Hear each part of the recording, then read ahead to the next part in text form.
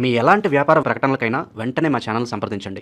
Yeah కుక్షి వివరే కృత్వా స్వయం రక్షతి సర్వతః నమామి జననీం దేవీం పరాం ప్రకృతి రూపిణీం కృచ్ఛేన మహతా దేవ్యా ధారితోహం యథోదరే తత్ప్రసాదాత్ జగద్దృష్టం మాతర్నిత్యం నమోస్తుతే పృథివ్యా యాని తీర్థాని సాగరాదీని పర్వతః వసంతి యత్ర తాం నౌమి మాతరం భూతిహేతవే. మాతృదేవో భవ పితృదేవో భవ.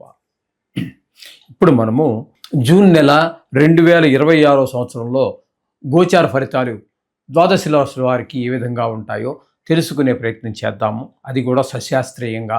ఇందులో నా కల్పనను కానీ, మిమ్మల్ని ఇంప్రెస్ చేయడానికి అబద్ధాలు కానీ, కోతలకు ఇటువంటి ఉంటారు మామూలుగా వాడుక పదంలో, అలాంటివి ఏమీ ఉండవండి. శాస్త్రం ఎంతవరకు చెప్పిందో అంతవరకు మాత్రమే చెప్తాం. మిమ్మల్ని ఇంప్రెస్ చేయడానికి కానీ, లేదా మిమ్మల్ని బాధ పెట్టేసి భయపెట్టేసి ఏవో జపాలు తపాలు చెయ్యాలి అనేటటువంటి తాపత్రయం కూడా ఏమీ లేదు. శాస్త్రం ఎంతవరకు అంతవరకు మనం చెప్పడం జరుగుతుంది. ఇది కేవలం గోచారం మాత్రమే. దీని ఫలితం ఒక 10 to 15% ఉంటుంది. నిష్ణాతులైన వారు చెప్తే, మామూలుగా ఏదో సగం సగం తెలుసుకుని చెప్తే అది ఎంత పర్సెంటేజ్ ఉంటుందో భగవంతుడికే తెలియాలి. కాబట్టి మిగతాదంతా కూడా వ్యక్తిగత జాతకం మీద ఆధారపడి ఉంటుంది. కాబట్టి మీ దగ్గర మీ తాలూకు date of birth, time of birth, place of birth ఇట్లాంటివన్నీ ఉన్నట్టయితే వ్యక్తిగత జాతకం రాయించుకోండి. అది 100కి 75% జరుగుతుంది. ఇంకా 10%, 15% ఆ భగవంతుడి చేతిలోనే ఉంటుంది. అంచేత దీనికి మీరు ఏదో ప్రిఫరెన్స్ ఇచ్చేయక్కర్లేదు. ఈ యూట్యూబ్లో చూసి చాలామంది ఫోన్ చేస్తున్నారు. చాలామంది గురువుగారు మీరు ఒక్కరేటి చెప్తున్నారు, అందరూనేమో ఏదో నీకు లక్షలు వస్తాయి, కోట్లు వస్తాయి. ఏమీ రావు నాయనా, నీకు కోటి రాదు, లక్ష కూడా రాదు. అంచేత అటువంటివేమి నువ్వు భ్రమలు పెట్టుకోవద్దు. నీ శ్రమను నువ్వు నమ్ముకో, దేవుణ్ణి నమ్ముకో, నీ శ్రమను నమ్ముకో, నిన్ను నువ్వు నమ్ముకో. ఇది నేను చెప్పదలుచుకున్నది. అంటే గోచారం ఏంటంటే, ఈ గ్రహాలు ఏంటంటే మనకి రాబోయేదాన్ని సూచిస్తుంది. అది ఎప్పుడు నాకు పూర్తిగా తెలిస్తే మీకు నేను సూచించగలను. నాకే ఏమీ తెలియకపోతే నేనేం చెప్పాలి? ఏదో కథ చెప్పాలి. అంచేత వాటి మీద పెద్దగా ఆధారపడకండి. వ్యక్తిగత జాతకం మీద ఎక్కువ ఆధారపడండి. అది చాలా వరకు నిష్ణాతులు కావాలి. దానికి కూడా గోచారానికే కాదు, జాతకం రాయాలని కూడా నిష్ణాతులైన వారు ఉంటేనే మాత్రమే జరిగే అవకాశం ఉంటుంది. ఇది గమనించగలరు.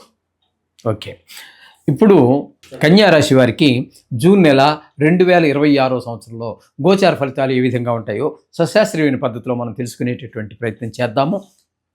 ఇక్కడ కన్యా రాశి వారికి 6వ స్థానంలో రాహుగ్రహ సంచారం జరుగుతున్నదండి. 6వ స్థానం అంటే ఇక్కడ కుంభరాశి అవుతుంది. ఈ కుంభరాశి వారికి రాహు చాలా అనుకూలమైనటువంటి ఫలితాలు ఇస్తాడు.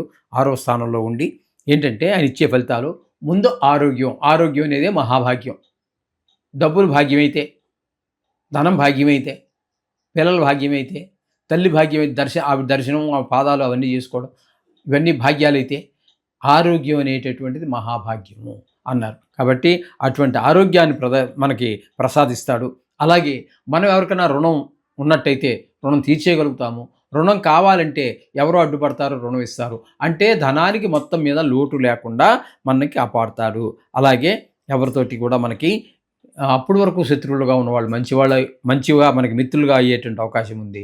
ఈ విధమైన పరిస్థితులన్నీ కూడా 6వ స్థానంలో రాహుగ్రహ సంచారము చాలా ఉపయోగకరంగా ఉంటుంది. అలాగే 7వ స్థానంలో శని యొక్క ప్రభావం తీసుకున్నట్టయితే ఆయన 7వ స్థానంలో ఉండడం వల్ల భార్యాభర్తల మధ్యన, అలాగే మన భాగస్వామ్యంలో వ్యాపారం చేసేవారి మధ్యన ప్రతికూలమైనటువంటి ఫలితాలు ఉంటూ ఉంటాయి. కాబట్టి కొంచెం ఆవిడతోటి భార్యతో జాగ్రత్తగా ఉండాలి.